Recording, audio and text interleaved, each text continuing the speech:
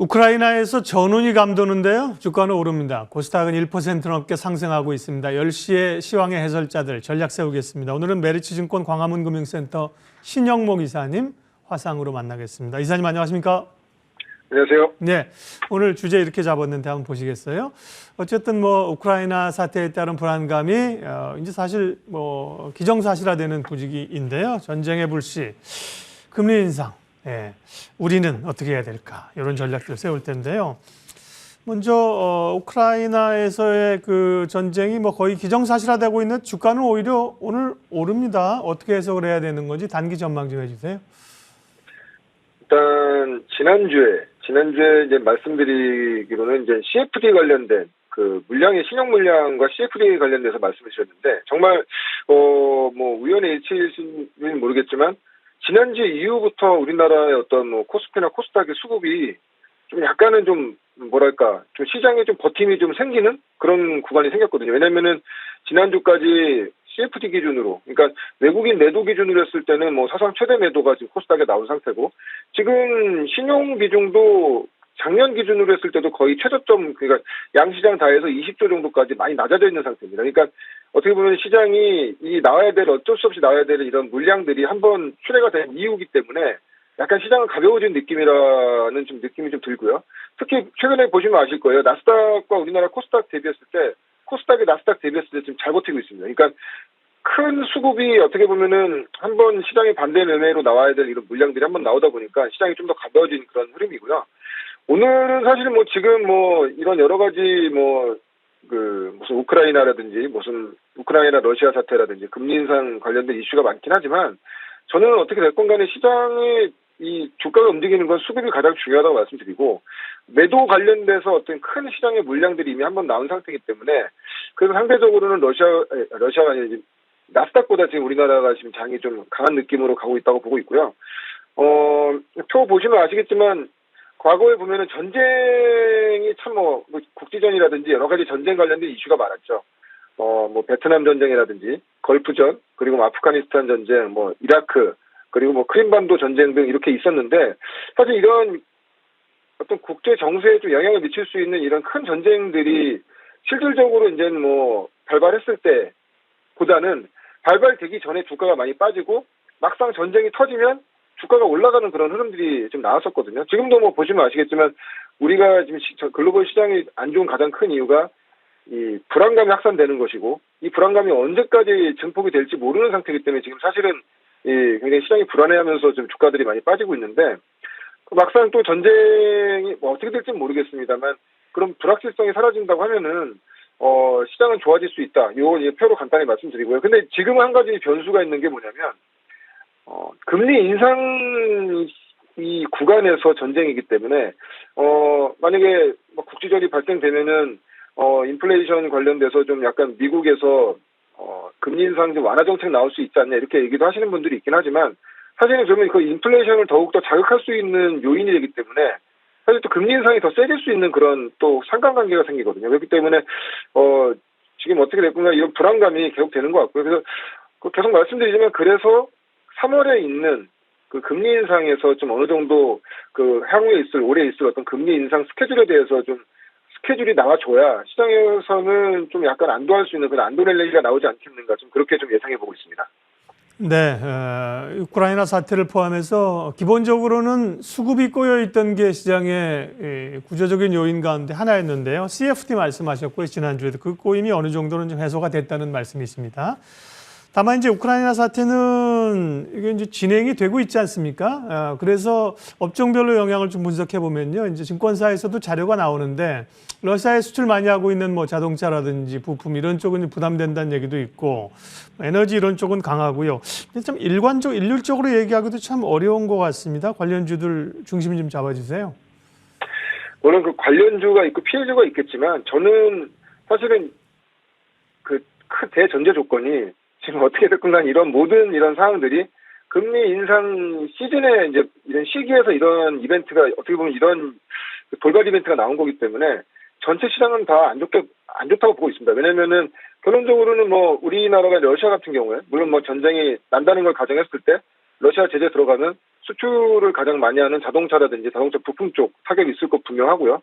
또 수입 관련돼서는 원자재 또 수입이 원활하지 않기 때문에 인플레이션을 좀 자극할 수 있고, 그러니까 어떤 특정 섹터라든지 특정 어떤 산업군의 뭐 피해와 뭐 수혜가 있을 거라고 보고 있지는 않고요. 물론 이제 오늘 같은 경우에는 뭐 그런 것들을 구분해서 뭐 좋은 좀 올라가는 그런 섹터가 있고 떨어지는 섹터가 있지만, 지금은 아시겠지만 이 전체적으로 이 심리 상태가 다 이 센티 자체가 안 좋아지면 시장의 수급에도 이제 문제가 생기기 때문에 일단 특정 섹터를 우리가 이렇게 규정하기보다는, 그리고 이제 어떻게 됐건 간에 이게 벌어져야지만이 이런 일들이 이제 벌어지는 것이기 때문에 사실 뭐 그래서 뭐 만약에 자동차라든지 자동차 부품주들 들고 계시는 분들이라고 한다면 사실은 뭐 지금 아직 전쟁이 나기 전까지이기 때문에 뭐 추이를 보셔야겠지만, 실제로 전쟁이 발발이 되고 국지전이 발생이 되고 미국이 그 본격적으로 러시아 제재가 들어간다고 하면은 사실 이쪽 섹터에 있는 분들은 이게 이제 해소될 때까지는 불확실성이 커지기 때문에 약간 피해가 되시는 거는 맞는 거죠. 근데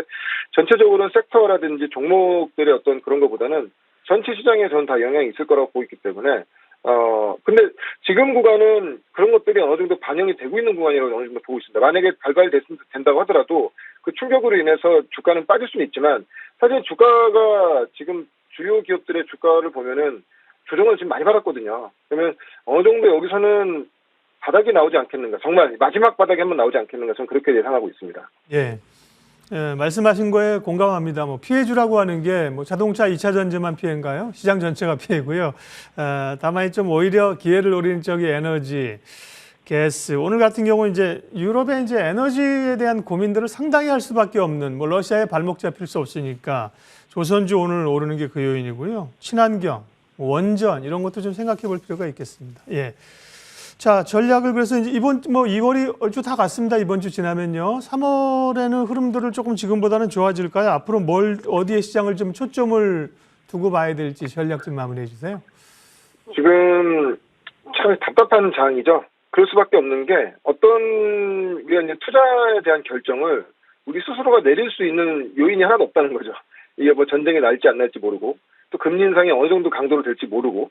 그렇지만 두 가지 포인트는 제가 이제 여기서 이제 뭐 저도 이제 일선에서 영업하면서 좀 손님들한테 이제 설득을 시켜드리는 게, 두 가지 포인트 중에 하나는 그겁니다. 주가는 충분히 지금 많이 빠져 있다.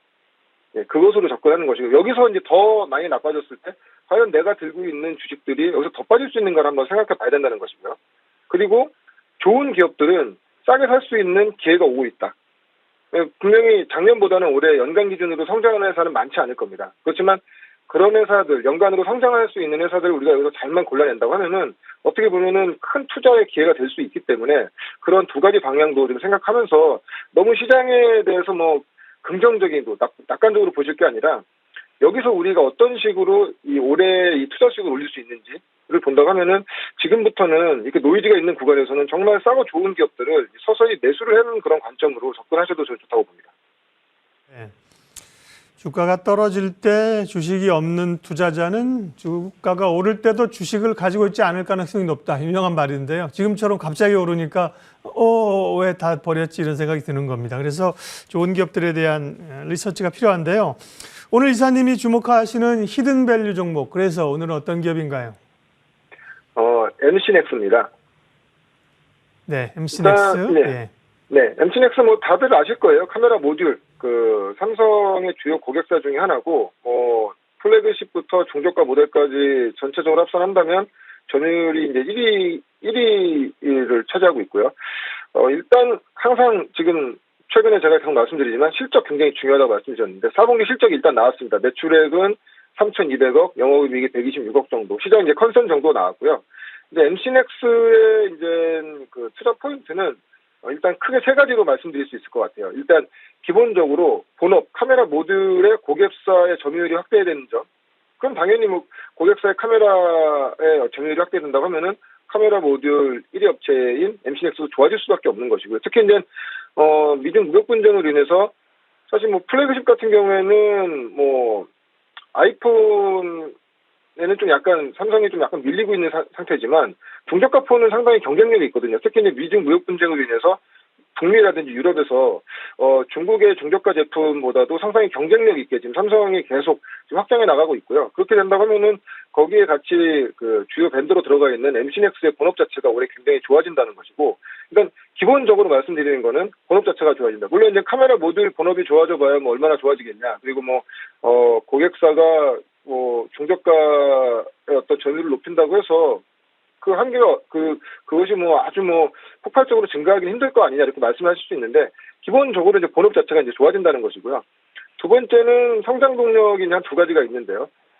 손 떨림 방지 보정 부품, 그 OIS라고 하는데, 지금 이 최근에 스마트폰 뭐 구입하신 분들은 알겠지만 이 줌 배율을 이렇게 당기는 줌이 굉장히 상당히 고배율로 지금 고배율의 줌이 많이 나오고 있거든요. 근데 아시겠지만 이걸 고배율로 당기면 이 핸드폰, 스마트폰 들고 계시면 조금만 떨려도 이게 카메라까지 같이 떨리는 그런 현상이 있을 겁니다. 그래서 그런 것을 이제 보정해주는 이 장치인데, 사실은 그동안에는 OIS가 이 플래그십, 고가 모델에만 들어갔다면, 앞으로는 이것이 지금 중저가 모델까지 지금 확산되고 있는 그런 상태에 있고, 특히 작년보다도 21년보다도 올해 이 OIS 부분의 성장이 한 적게는 90에서 많게는 100% 정도까지 성장이 예상되고 있습니다. 왜냐면은 아무래도 중저가 모델에 쓰이는 카메라 모델의 부품들이 훨씬 더 이 수가 많기 때문에 거기서 성장이 나오는 것이고요. 두 번째로는 사실 동사 같은 경우에는 이미 차량용 전장으로도 카메라 모듈이 굉장히 많이 나가고 있습니다. 아시겠지만 지금 차량용 쪽으로 자율주행이라든지 뭐 여러 가지 지금 그 보조 장비로 해서 카메라 모듈이 상당히 많이 들어가고 있는데, 동사 같은 경우에는 이미 현대자동차 1차 공급업체로 이제 선정이 된 상태고요. 아마 하반기에 이 차량 전장의 카메라 매출이 본격적으로 발생될 것 같습니다. 그래서 전년 대비했을 때도 이 부분에서는 30% 정도 성장이 예상될 것 같고요. 그래서 지금 영업이익 기준으로 봤을 때는 작년에 지금 한 240억 정도 지금 영업이익이 나온 상태거든요. 근데 올해 기준으로 했을 때는 영업이익 기준으로는 한 850억 정도. 그러니까 작년에 매출 1조, 영업이익 240억이었는데 올해 지금 최근에 나온 그 보고서를 보면은 올해 예상이 매출 기준으로 1조 4천억, 한 40% 정도 성장하고요. 영업이익은 850억. 왜냐면 이제 그 OIS라든지 차량 전장에서 나오는 카메라 모듈 같은 경우에는 마진이 높거든요. 그래서 850억 정도. 그러니까 거의 영업이익 기준으로 한 200% 정도가 성장이 됩니다. 물론 아직 1분기 실적 이제 지켜봐야겠지만, 만약에 1분기 실적부터 그러한 어떤 그 영업이익의 흐름이 상당히 개선되는 그런 기조가 보인다고 하면은 상당히 좀 업사이드 굉장히 좀 좋을 것 같고요. 그러니까 기본적으로 올해는 이 성장을 할 수 있는 회사들을 찾아내자, 작년보다도 더 성장할 수 있는 회사를 찾아내자는 취지에서 이 종목은 이제는 말씀을 드리는 거고요. 그래서 지금 최근에는 조정도 많이 받았어요. 그리고 이제 어제 실적이 나온 이후에 주가가 이제 바닥을 잡아가는 상태이기 때문에 지금 정도부터는 좀 관심 있게 보셔야 되는 그런 구간. 그러니까 시장이 뭐 이렇게 오늘처럼 반등 나온 날에는 접근하실 필요는 없고요. 조정 받을 때, 밀릴 때마다 이제 꾸준히 모아가시면 될 것 같고, 그래서 목표가는 1차 목표가는 6만 원, 손절가는 한 4만 원 정도로 잡고 접근하시면 상당히 좋을 것 같습니다. 네, 지난해 이제 하반기에는 자율주행 모멘텀으로 이제 올랐고 조정도 꽤 받았습니다. 실적에 지난해 연간 실적은 조금 부진했네요. 올해 이제 턴어라운드에 대한 기대감, 자동차 쪽에서의 막힌 그 혈이 좀 뚫리게 되면 상당히 전장력 쪽으로 좀 기대가 되겠습니다. 목표가는 6만 원 잡아주셨고요. MC넥스입니다. 현재 주가는 4만 7천 원 수준에서 움직입니다. 예, 오늘 10시 시황의 해설자들 메리츠증권 광화문 금융센터 신영목 이사님과 함께했습니다. 고맙습니다. 네, 고맙습니다.